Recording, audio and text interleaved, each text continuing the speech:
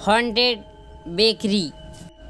बंस, pastries और patties किसको नहीं पसंद, मगर ऐसी पेस्ट्रीज और पैटीज बनाने वाली बेकरी आपकी जान ले ले।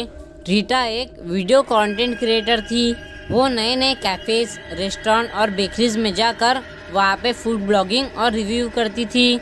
उसकी लाइफ में सब कुछ अच्छा चल रहा था, लेकिन एक दिन उसके घर पर कोई भी नहीं था। उसे अपने छोटे भाई डैनियल को स्कूल से पिकअप करना था। उसी दिन उसे दिलखुश बेकरी के खाने का रिव्यू करने के लिए इनवाइट आया। रीटा उस बेकरी को चेकआउट करने के लिए बहुत ही ज्यादा एक्साइटेड थी, क्योंकि वो पहली इंसान थी जो उस बेकरी को रिव्यू करने वाली थी। स्कूल की छुट्टी हुई और रीटा डैनियल को लेकर उस बेकरी की तरफ निकल गई। डैनियल, जो सारे दिन की थकान से परेशान था, वो बार बार अपनी बहन को वापस घर जाने के लिए बोल रहा था। लेकिन रीटा के फॉलोअर्स पिछले 1 महीने में बहुत ही ज्यादा कम हो गए थे और फॉलोअर्स बढ़ाने के लिए उसका इस बेकरी के ऊपर वीडियो डालना बहुत ही जरूरी था। रीटा डैनियल को अलग अलग तरीके से चुप करा कर गाड़ी चलाई जा रही थी।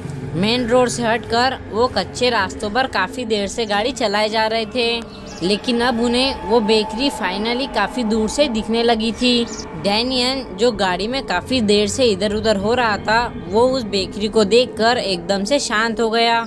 रीटा ने गाड़ी पार्क की और डैनियल के लिए दरवाजा खोला, लेकिन डैनियल गाड़ी से उतरने के लिए तैयार ही नहीं था। रीटा ने उसे बेकरी के अंदर मिलने वाली पेस्ट्रीज का लालच भी दिया, लेकिन डैनियल अपनी सीट पर जैसे जम सा गया था और बस बेकरी की दरवाजे की तरफ घूर घूर कर देखे जा रहा था। रीटा ने उसे जोर से हिलाया और फिर डैनियल उसकी तरफ देखकर जोर से रोने लग गया और वो कहने लगा कि उसे बेकरी के दरवाजे की तरफ आते आते कई छोटे बच्चे दिखाई दिए और उन सभी बच्चों के कपड़े खून में सने हुए थे। डैनियल ने रीटा से कहा कि अब वो बच्चे बेकरी के दरवाजे के सामने खड़े हैं और उन्हें अंदर जाने से मना कर रहे हैं। रीटा को अपनी भाई की बात सुनकर समझ आ गया था कि ये और कुछ नहीं बल्कि पिछली रात देखी हॉरर मूवी का नतीजा है। इसलिए उसने अपने भाई की एक ना सुनी और उसका हाथ पकड़कर बेकरी के दरवाजे की तरफ लेके जाने लगी।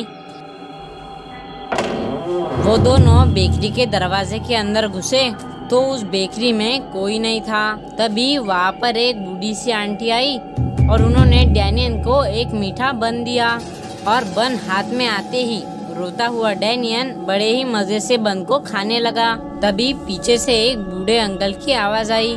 उन्होंने रीटा को वेलकम किया और उस अंकल ने कहा कि अगर वो परेशान हो रही है तो बच्चे के लिए पीछे एक प्लेइंग एरिया है जिसमें बहुत सारे बोर्ड गेम्स हैं। ये सुनकर रीटा खुश हो गई, क्योंकि डैनियल को बिजी कर कर वो अपनी वीडियो आराम से बना सकती थी। रीटा ने डैनियल का हाथ पकड़ा और उस आंटी के पीछे पीछे उसे बच्चों के प्लेइंग एरिया में छोड़ आई। वो बेकरी बेहद ही सुंदर थी, जिसमें पुरानी और महंगी चेयर्स, बढ़िया बढ़िया सी लाइटें सब थी, लेकिन पता नहीं क्यों वो सब रीटा के कैमरे में बहुत ही अजीब सा दिख रहा था। जब वीडियो बनाकर उसने रिप्ले कर कर देखा तो उस वीडियो में कुछ छोटे बच्चों की परछाइयाँ दिखी, जिसके बाद वो फोन एकदम से स्विच ऑफ हो गया। रीटा को ये बहुत ही अजीब लगा, लेकिन इससे पहले वो कुछ सोच या फिर कर पाती, वहाँ पर बूढ़ी आंटी आई और रीटा को बड़े ही प्यार से चेयर पर बिठाकर उन्हें 2 चॉकलेट पेस्ट्रीज दी। उस चॉकलेट पेस्ट्रीज की तरह सुंदर पेस्ट्रीज आज तक रीटा ने कभी नहीं देखी थी और उन पेस्ट्रीज को देखकर थोड़ी देर पहले जो कुछ भी हुआ था वो सब भूलकर रीटा उस चॉकलेट पेस्ट्री को बड़े ही मजे से खाने लगी। रीटा पेस्ट्री खा ही रही थी, तभी अंकल और आंटी रीटा के सामने बड़ी सी एक प्लेट लेकर आए। इतनी बड़ी प्लेट देखकर रीटा को लगा कि उसके अंदर कोई स्पेशल डिश होगी, लेकिन जब उन्होंने उस पर से ढक्कन हटाया तो उसके अंदर 2 बड़ी सी पैटीज थी और अंकल आंटी ने बताया कि ये दिलखुश बेकरी की सबसे स्पेशल मीट पैटीज है। रीटा को पैटीज देकर वो दोनों अंदर चले गए। रीटा ने उस मीट पैटीज की एक बाइट ली और बिना रुके उसने झट से अपनी एक पैटीज पूरी खत्म कर ली। उसे समझ ही नहीं आ रहा था कि कोई इतनी टेस्टी पैटीज कैसे बना सकता था। तभी रीटा को याद आया कि वो खाने पीने में इतनी बिजी हो गई थी कि वो अपने छोटे भाई डैनियल को भूल ही गई थी। उसने सोचा कि वो बची हुई पैटी जाकर डैनियल को खिला देगी।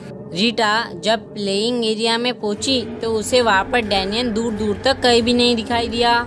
रीटा उसे पूरी बेकरी में ढूंढने लगी, लेकिन वो कहीं भी नहीं था। उसे ढूंढते ढूंढते रीटा जब उस बेकरी के किचन में पहुंची तो वो दंग रह गई।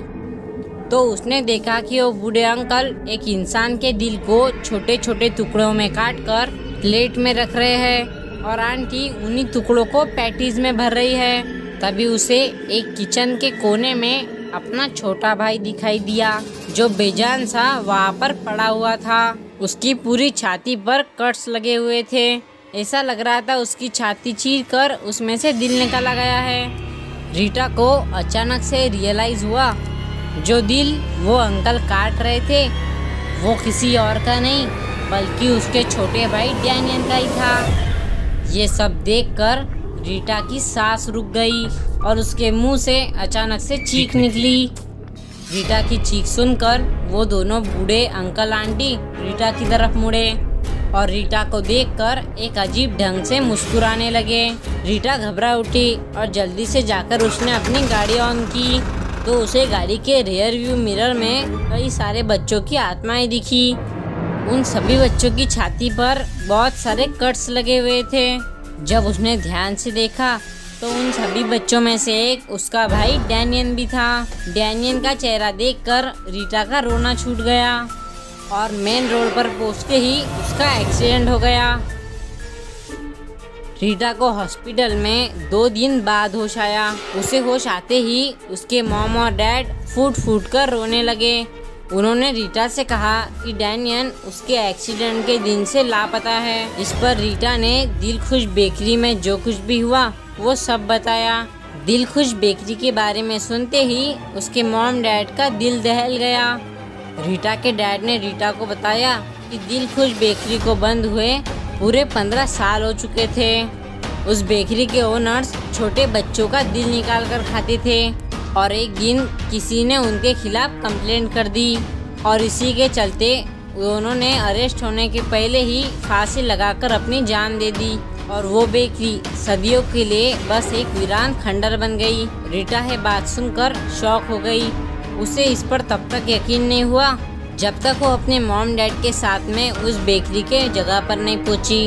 वो बेकरी वाकई में एक खंडर थी जिसे देखकर रीटा की रूह कांप गई। उसके बाद से रीटा ने फूड ब्लॉगिंग ही छोड़ दी। अपने छोटे भाई को खोने का दुख शायद ही उसके मन से कभी निकल पाएगा।